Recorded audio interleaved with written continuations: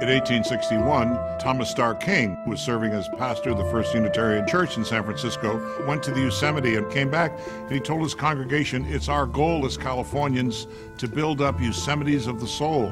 In other words, Yosemite as a natural environment stood for the more heightened society that California should create.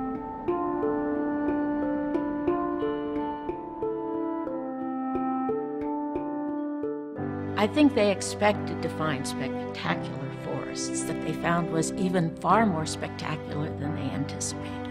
It's very difficult not to come away with the sense of being in something that could very easily be considered a sacred place.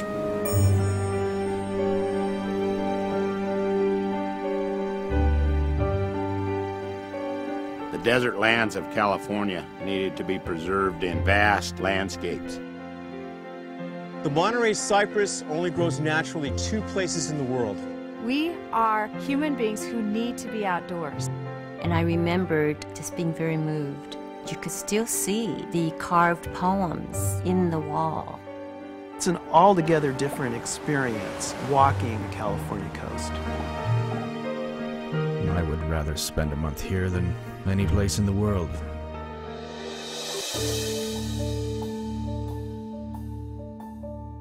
A lot of these places were in do-or-die situations. By the time the preservationist effort prevails, some 93% of the redwood forest had been lost.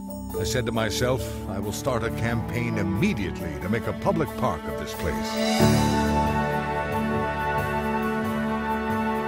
When we have parks, all people, not just the rich, but all people will be able to enjoy them.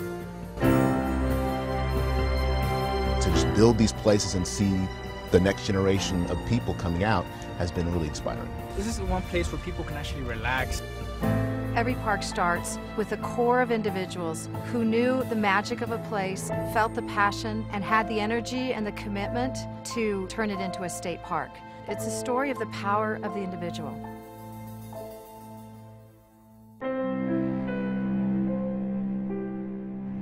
Although what we preserve in our state park system is real estate, the parks movement was, at its core, a thing of the spirit. California has always led the way in preservation, and the fact that California parks are threatened now is of great concern. Does this mean that as California goes, the rest of the nation goes? We're not just doing this for today, we're doing this for the centuries to come. The value is holding on to a piece of our heritage. It's a gift to the future. That's why we preserve state parks, to remind ourselves where we have been, so we can keep oriented to where we want to be going. To be a place where natural processes are preserved in perpetuity for all generations, not just for a few people to use up. You don't set them aside for a future road or a future housing development. This whole movement is an essential part of an ongoing conversation about who we are as a society and as a nation.